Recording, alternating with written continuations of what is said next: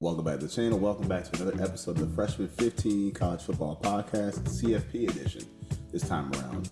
And so in the CFP, we learned a couple lessons last week in the first round. A lot of things came to fruition. A lot of immovable object met a brick wall, and we saw what happened. So let's not mess around too much. I got my cough drops ready. I got my tea ready. Get through this thing in the air. Everybody's sick, but I'm ready to go. Todd, my dude, what is up with you? Yeah, I mean, you ain't joking about the thing in the air. My whole family's sick, so I apologize if you hear, the baby's crying in the background, maybe throughout this thing. But yeah, I just got over it. But what I'm really excited for is this primer for the second round of playoffs. So I'm ready to get this thing started. Yeah, man. So the first things first. So I didn't tackle this game. It's been like a week and a half since our last episode because, with the schedule, we were kind of spaced out too. Yep. But the one thing I kind of want to go over was this. As I went through the game, I picked the upset pick. You had an upset as well. That actually was tighter than it should have been in so many ways. Mm-hmm. So I'll let you lead off now because that game, I think, that team is going to be a theme tonight. So let's talk about your upset pick from last week. Yeah, my upset pick from last week was I think I took Clemson over Texas, but I apologize for this. I actually thought they were playing in Clemson. I thought they were playing in Death Valley, so that's why I kind of gave them like the upset. But then when I getting ready to watch that game and it says they're at DKR, I'm like, I sound silly on the podcast, but it was a lot closer than you thought it would. Cade Klubnik, he proves that we talked about it past couple episodes. He's the athlete that keeps them in games, and it's been a recurring theme over and over and over again. Like you said, it was a lot closer. Texas, as long as they can run the ball, and then Quinn Ewers, as long as all he has to do is be a game manager and make one or two plays a quarter, just to keep them ahead and keep drives in progression. I think they might do something in this playoff. But they did it against Clemson. They kind of let them hang around there at the tail end of it. I think Clemson scored that late touchdown, but it wasn't as close as like the score would indicate. Just Quinn Ewers playing a little more efficiently. You said we're probably gonna talk about this game quite a bit coming up here, Texas, they pulled that one out. Like I said, I thought they were playing in Death Valley, so that I apologize for that. But the Longhorns move on to play Arizona State. Yeah. Speaking of misses, man, so you missed on location in the podcast. I just missed entirely with just what I picked. So I give SMU a lot of credit for being there, and I think credit to them because they for the most part, they dominated the entire conference in the ACC until they met Clemson and they got kind of knocked down. They got back up in the ACC title game, and again, they were kind of everyone's kind of favorite. Like it's okay. Like everyone kind of understood them getting beat down in the title game, coming back and then being competitive. Right? I gave them a go against Penn State because I figured, hey, they're resilient. And I think they're talented, man. I think they actually do have talent on that team. And the pick that I had with them beating Penn State and at Beaver Stadium, I think the reason for that was I'm still not sold on Franklin. And I guess I have to be a believer of James Franklin, and I haven't been. I'll admit that. His record beforehand was really bad against teams in the top 10, albeit SMU was number 11 in the bracket. Still, it's a top team in the country.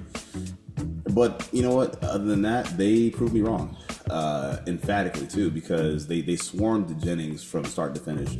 And to be clear, Jennings threw two picks early that both were ran backs. So he threw two pick sixes, I believe. One to Rojas, one to I forget the other guy threw it to DeLuca. And like I said, it got worse and worse and worse and worse. And in the case of you talk about game managers. Drew Aller, who I think we like a lot. You put him on kind of everyone's radar early, but he's done the right thing week in, week out, just managing games properly, not throwing the game away. And it wasn't like he had an easy day in the pocket either. Like he didn't have great protection, but he was able to manage the pocket, step up in the pocket, get away from the pressure, and just find his guys that were open downfield. Simple as that, man. And of course, you have a great running game with like a two-headed monster. Let's be fair, they're gonna overtake teams like SMU who have size inside, but the linebacker and the back seven isn't that strong. So, I missed on that one, but we talk about how good they actually are in this bracket. Yeah, they're making a push. They're making a push. Oh yeah, for sure. Yeah, they got like we talked about it. They got the easy route. with that game coming up. We'll talk about that in a minute. But for the people that talk about like last week, like, hey, certain teams didn't belong in there. The 3-loss SEC teams should be in there. No, they don't. They don't belong in there. You should take care of who you play early in the season, and then you earn your way into that spot. Yeah, Indiana earned their way into that spot. They actually, and they were lambasted, on that Friday night, but they had the closest game on anybody. I mean, if Ohio State doesn't take their foot off the gas, if that pass interference is called in the end zone, which it should have been pass interference, and then that crappy roughing the passer call and the interception, we're talking a game that's probably pushing 50 to 7. I mean, it was an onslaught in that game, and then if you're looking forward to this week, who won last week should have won last week. So then you're getting like the best 8 teams in here right now, and there's 2 games that are possibly like, hey, this could end up the same way, but like those final those final 4 teams, it's going to be like a really good shootout to get into that national championship. So I do know what teams you're talking about that could be repeats of last week. I know exactly what you're talking about, but I think that's perception, right? It's perception. And so the one question I wanted to ask here in the next segment was, what stood out the most about the teams in the first round? Like, in the first round, what stood out the most out of these games? So out of the matches with 5 and 12, matches with, I mean, you guys know the numbers, so I'm not going to go step by step here, but pretty much in watching all 4 games of the first round, what stood out the most to you? Yeah, my answer is a bit more political, I think, okay. But I want to hear what you guys say, though. Mine is they are who we thought they were. Ohio State playing against Tennessee. That's the Ohio State team you want to see. Where's that team the first 11 weeks of the game of the season? I mean, like, where's that team 2 weeks ago against Michigan? Because Tennessee, their corners aren't bad. They have they have a corner that's going in the first round, and Jeremiah Smith absolutely ate him alive. And it's yeah, cooking. And then Penn State, like we talked about it, they're gonna run you to death. Katron Allen and Nick Singleton, and then you can even throw Tyler Warren in there. That's actually like a 3-headed monster back there, because you never know what he's gonna do. He might throw the ball, he might catch the ball, he's gonna he do all kinds of things back there. And then Texas, they took care of business, and then the last one was like Notre Dame. We said they can run the ball. They play stout defense. They are who we thought they were, and the teams that everyone knew should move on eventually moved on to this next round. And I think that's what it is. So I mean, my answer was more, I guess, political based, but it was pretty much the balance of power that stood out, right? Everything was nice and balanced. So like you said, whoever you thought was going to win, they actually won. But I think everybody has the happy medium too, because at least they had a place to belong in. So the teams that we're talking about, like SMU, for example, Indiana, they still had a place, they had a seat at the table. It wasn't a table at home, how things ended out and stuff like that. But they at least got a seat, and I think that's the important thing. So even though Alabama's out, we still got to see SMU try to play, try to compete. We saw Indiana try to compete. They got their doors blown off, fair enough, but that's what I think you wanted to see too, the balance of power, giving these teams a chance to prove themselves. And if you're kind of a blue blood elitist, if you will, then you also are proven right as well. And I think that's the kind of beauty in it, that both sides get to kind of make their case, even though the final verdict is, yeah, these teams got their asses kicked based on what we saw. And even Clemson too. I think Clemson had a better shot based on how they were playing as of late. Like you said, they were kind of surging at the right moment. But outside of that, everything happened the right way. But this does put things into perspective going into this week with who is playing. So before we move on to this week, because I know it's happening very quickly. Yeah. Which teams were sitting out this week? So your top 4 teams, which would have been, if you can help me out here, Arizona State, Boise State, Oregon, and Georgia. Which team got the benefit from sitting out for a week? Oh man, it might be Arizona State, you know. So I Okay. and I Russ. and I'm gonna be honest with you. I listened to the Joe Klatt show before this because I it popped up on my YouTube, and he said, Chicago. in college football, we don't expect teams to play two big games in a row, especially at home and then basically in a neutral field.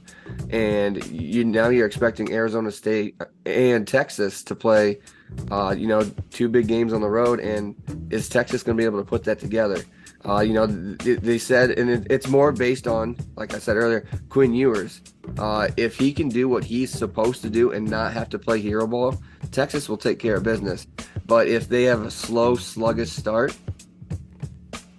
Sun Devils. I mean, are they Sun Devils? Yeah, Sun Devils. Yeah, Yeah. yeah. There's a chance that they hang around and pull that one off. So okay. So when I thought about it first, my initial answer to this question is Arizona State. By sitting out for a week, you had the biggest benefit because the way I framed it in my head was you kind of have the easier part of the bracket. I think they do, right? Because had Clemson won, they would have been playing the number 12 team in the country. Had they won, right?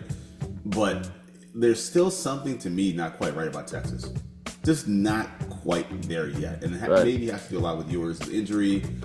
The offensive firepower as well, vertically. There's something with Texas that doesn't seem like the Texas that I it's not the team from last year to me. Okay, this is Correct. how I frame it. They don't feel as potent as last year, even though they're going to probably advance just as far potentially. I don't feel like they're as good, and there's something there that's kind of lacking in some ways. And again, I mean, Arizona State, they know how to play these tight games. They've been in them before. They've been fighting for their lives since October. So they kind of know what to do a little bit. For Arizona State, you kind of, if you do win, then you play Oregon or Ohio State, who should kill each other anyway, the very next week. So you may actually benefit from that, from sitting out in that first week, kind of surveying the landscape and doing it that way. That's an example of that. Or if your team, say, I'm thinking about this too, maybe Georgia as well, a little No, bit. I don't think. I actually think Plans Notre for Dame is slaughterhouse, huh? gonna. Yeah, I don't think this will be a slaughterhouse. But what Georgia has really struggled with is they've struggled running the ball this year. Right, rightfully so. There are 15 out of 16 teams in the SEC in rushing. There were 15 out of 16 teams in rushing, and now they don't have their starting quarterback. They have Gunnar Stockton, and what do we just talk about? Notre Dame. They have a very good defense. They have a very good secondary.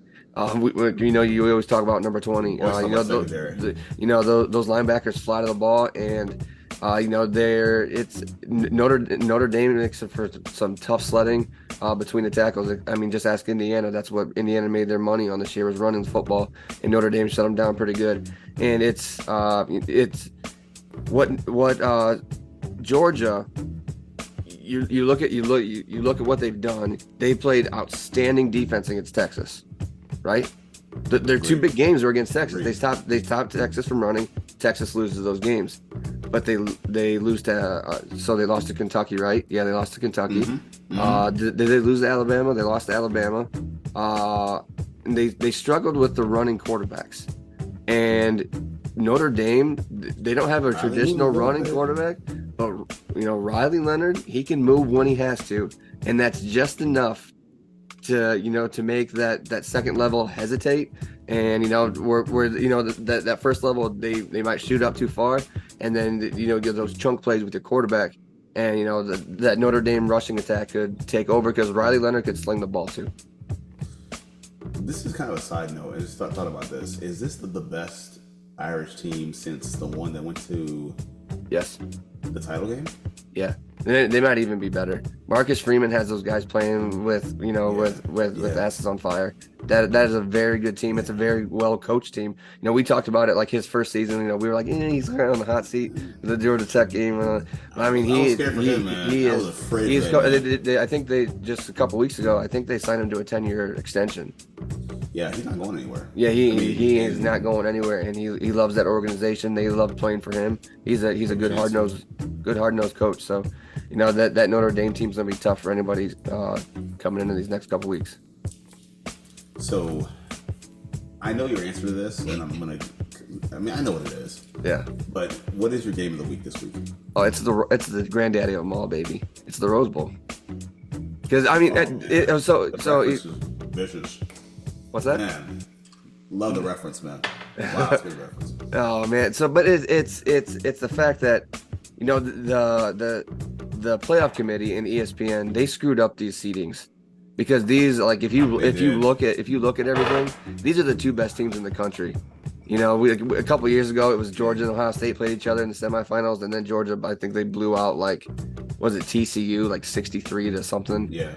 So I mean, these are the two best teams in the country, and it sucks they're playing in the quarterfinals.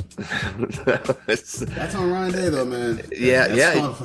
it is. Well, I mean, they've beaten Penn State. I think both of those teams will beat Notre Dame, and I'm pretty sure both of those teams will take care of Arizona State and Boise State, and they'd probably take care of Texas too. For me, it would be like this should be the national championship, if you were doing like the true BCS, the BCS seeding standings kind of thing, where you do like the traditional one, like if you even do like the 1 through 12 or whatever, and then just eliminate, you can't eliminate first round buys, but for like if you eliminate the auto bids and then the auto seeding, so like if you're the top 4, you automatically get that buy. Make everyone else play, but then continue to everything going on. But yeah, it's the granddaddy of them all, man. Ohio State, they're playing really well. Like I said, where was that team, earlier in the season? I'm telling you. They're playing against an Oregon team, that they're out to prove something, because they're basically an underdog, the number 1 team in the country, and they're an underdog, only 2.5 points, but they are the underdog. And Jeremiah Smith came out today and said, "Hey, if you cover us, man, we're going deep on you." So there's some bulletin board material, and when it comes to that kind of stuff, I give Dan Lanning credit, because he's going to use that, because he's a very good motivator, he's a very good coach, and I give them I would take Ohio State and say, hey, their talent on the field is better, but the coaching all around is better at Oregon than it is Ohio State, because of Dan Lanning. And, that's what makes it such a toss-up. And I think it's just going to be just like the first matchup, which finished 32-31. I think this one could be like, 38-35. Like, it's going to be up there. It's going to be the most exciting game. OT, man. It's probably OT, if I had to guess. And so we have similar notes here. I mean, I kind of wrote the same thing down as well. It is the first game was the game of the year. The first game was undoubtedly the game of the year. Yeah. This one, and I'm surprised that Oregon, well, when I checked my line, it said that they were the underdog or whatever the case was, but it's hard to even call it that, man, at this point, because both these teams are so star-studded. And on top of that, I guarantee you, like the first game, every NFL team will have somebody there. Oh, yeah. Every single scout, a team representative will be there watching this game. I mean, it's a title game atmosphere. Yeah, and it is a shame that it's happening in quarterfinals, but you think about all the players here: Howard, Dylan Gabriel. You have the running game. Dan Lang, like you said, is a fantastic motivator, especially at a young age, at a big time program too. That's very impressive. Also, Jabbar Muhammad, who I think is probably one of the, I don't know if he's a first round pick, but he's one of the top corners in the draft too as well. But then, like you said, the receivers, Abuka, Jeremiah Smith is out there. There's just so much talent, and then the linebackers, the D line for Oregon. There's so many star players that you can point to on both teams, and it's just tremendous, man. Now, I think the key will be kind of, getting Gabriel off the spot a little bit. I think he's playing with a lot of confidence. I didn't know this about him entirely, but he has one of the most consistent careers in college football that I didn't even realize, going back to his time at UCF. Like, he's a great player. But you know what, though? At the end of the day, we talked about who was our MVP in the CFP, and you said, well, I said Will Howard. You might have somebody else in there.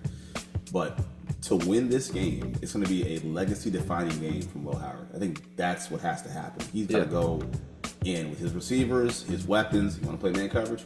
Be my guest. But I think that's the key right there. I think you have to do that, is let Howard just cook. Let him be himself. Let him take over this game. But, dude, this is the one right here, man. No question. Yeah, I think for Jim Knowles in that defense, you tell your rushers, because they're going to be playing excited. It's hard to beat a team twice in a year. And so this is the second time they've seen them, and it's a completely different defense. Like Ohio State played base defense in that first game. They were playing back, don't want people to run past them, and then Burt gets blown by I think it was Stewart. He absolutely cooked him that game. But I don't see that happening again. But you got like your Jack Sawyer, your Tyreek Williams. You say, hey, just you guys protect your rushing lanes, get home, but protect your rushing lanes, and you're gonna hold Dylan Gabriel in the pocket, and that's a chance for success. Because the less time you allow those quick receivers to get open, there's a better chance for Ohio State to win in that one. Because I absolutely fear Tez Johnson streaking across the middle of the field deep against like Igbenogson or something, because something crazy is going to happen. So yeah, it's my fear, man. Just by how you're talking about this game, I know you've been thinking about it, and I know very quickly that Oregon's becoming a fast rival for you guys. Yeah. It's been that way. I think a lot of Ohio State fans, hey, we had your number when we won the national championship before, when they were Marcus Mariota and Zeke Elliott, those teams,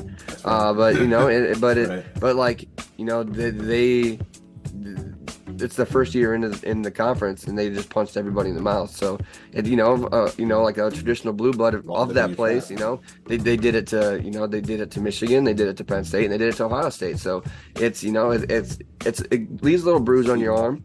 Yeah, it leaves a little bruise on your arm, but they have a chance of redemption here, and I think that's the story of the CFP playoffs. Yeah, man. Now, I think this is probably what we agree on. I'm pretty sure. And so, for those who don't know, one of our friends, Pat, wanted to make the show. Couldn't make the show. He's a big Texas guy. So this segment is going to hurt his heart, I'm sure. But I think we both agree on our upset pick. Yeah, I think that's the one. Sun Devils over the Longhorns, man. You want to take the lead on this one? You want me to? No, you can take the lead on this one. Yep. So. All right, so here's the thing. For those that follow the sport, those that follow the seedings, I know there's people out there who are watching that just cannot wrap their heads around Arizona State or Boise State being, a bye in the first round. I think for them it's just like, we know they're not that great. We know they're not that good. Correct. And people will counter and talk about, Ashton Jeanty, who was an outstanding running back. But the backplay, I think, is really in the conversation. And I think as we go along the draft process, it'll go from Jeanty to Amarion Hampton to so many other running backs. But Cam Scatteraboo from Arizona State, out of California, by way of California, he's a fantastic running back. I think it was Lance Erline talking about it today. He was talking about everything that he brings to the table as a running back: the contact balance, the strength, the elusiveness, the versatility, because he is a bit versatile as well. Not as a receiver, but as a receiver out of the backfield. He's got all that. He has over 2,000 yards of scrimmage that no one even talked about until they looked at, oh, yeah, this team's pretty good, by the way. Mm-hmm. You're going to have to ride to the ball and tackle this guy. You're going to have to. You have to bring your homies along to bring him down, because he's a very, very good running back. But not only that, they have a pretty solid passing game as well. The freshman quarterback, Sam Levitt, was just efficient. I mean, he's not being asked to do a lot. And that's kind of a theme here I've noticed with these teams we talked about tonight is great running games, efficient quarterback play, and just doing your job. Like, do your job. Yeah. But their receiver, Jordan Tyson, I think is one of the most underrated values in the country. He's a transfer from Colorado. But Jordan Tyson is very good also. He's their top receiver. He's the number one guy. He's not playing, though. He's not playing? No, he's out. He's active. Dang, man. Yeah. All right, well, that sucks for them then. But even still, I still think they can run the ball down your throat. So, just saying, this team is used to these kind of games. They play them tight. They're a good team, and they're going to bring all they got. So, unless you get a lead on them, look out. The big thing for me, for them, is, they won one game last year. So, and then they swing around. They end up winning the Big 12 championship. And here they are, playing carefree, man. You play carefree.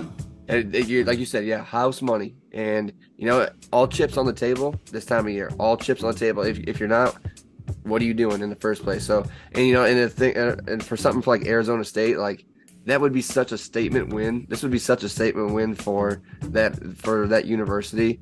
Texas leads the Big 12, and then they get beat by the Big 12 championship as they enter in the SEC, Oh which man. that would be kind of hurting a little bit, but yeah, I mean, but that's the thing for me. The chips are on the table, and they're like you said, they're playing with house money, and I that's why I would take Arizona State over Texas at this point. But I'm gonna flip this into sort of similar situation with Boise State and Penn State. Uh-huh. So the thing is here is Penn State Are you they going somewhere for a second? no so About Penn, QB. Penn State they start off slow, as you've seen last week against SMU. That offense wasn't humming right away, but their defense put them up top, and then as that game went along, the offense picked up, and they put SMU away pretty it was halftime basically. They put SMU away, but SMU, they could still move the ball, they could throw, they can run, but Boise State, they don't have a passing attack. So what Boise State's doing. They're going to be running the ball, and there's not for Boise State, you couldn't have asked for a worse end of the bracket to be on. Even though it could be the easier side of the bracket, Penn State's defense, disgustingly good. If you somehow beat Penn State, Notre Dame's defense, disgustingly good. Yeah. I mean, you're talking like top 10 defenses. And those are in conference. I mean, obviously Notre Dame's not in the conference, but Penn State is in that conference with like the Ohio State, Oregon, and Michigan. Those guys are all top 5 defenses in the country. And it's a different brand of football. And yes, I know people say, well, Boise State, they only lost to Oregon by 2 points, and it was like week 3, but it's not the same. Like, you want to play those big schools early in the season because that continuity is not there. They had a new quarterback coming in. They had new players coming in. Maybe a new scheme put in. And, a lot of those teams, they schedule their weeks 1 through 4 before their conference game to be those really easy games, so they can pick up before their conference games and then get rolling. So like that Oregon team that played against Boise State is not the same, because if you want to flip it, that South Carolina team that lost to LSU early in the season is not the same South Carolina team that should have been in the playoffs. So it's not a transitive thing. Like, this win doesn't equal this win. Not all wins are created equal, or isn't that right, SEC? That's what you tell us all the time. Not all wins are created equal, and I just think that even if Penn State starts off slow, that defense is gonna be suffocating enough that they'll be able to just beat them down over and over and over, just by pure like talent and size on the field, because I believe they're probably that much bigger than a school like Boise State at this time. So here's where you got me, right? Because I was under the impression that the upset was Boise State beating Penn State. No. Because even though Boise State is the higher seeded team, yeah, I still think them winning is an upset against Penn State. I'm like, forget the bracket for a second. I don't think you guys are. They're 11-point dogs. Who? They're 11. Boise State's 11-point dogs. Oh yeah. They're not winning. Yeah, they're ain't not winning, winning. bro. They're not winning. No. That said, though, if they somehow won, even if they made it to the title game, again, shot in the dark, probably not ever going to happen. If they ever did that, then Ashton should be the top pick of the draft, and I wouldn't even argue about it. If he goes through that gauntlet, and he's actually very good against loaded boxes too. Let's be real about that as well. I'll give him his credit against loaded boxes, and I don't mean like 7. I mean like 8, 9 boxes, 8, 9 men in the box. He's still pretty productive, but against this team. How are you, and they're good rushing the passer, but how are you going to stop the running game? How are you going to stop Ty Warren? I think they're way in over their head. So no, it's not happening. The one thing I wanted to kind of bring up, though, I think you were thinking this too. Could you see maybe a Hurts Tua thing happen if Sarkisian gets a little itchy? Oh yeah, I know. You and I texted about that. So yeah, if Ewers gets itchy, I think Sark, he'll reach into his pocket like Nick Saban did, and take out Quinn Ewers and put in Arch Manning, and that'll be the end of Quinn Ewers at Texas. Which I mean, it is anyways, but not a good way to go out when you're going to the draft next year. But it's very possible a couple struggling drives, if they get down by like 10 points or something like that, it could be Manning time in Texas. If that happened, Quinn's probably a Brown. He'll fall in the third round like Colt McCoy.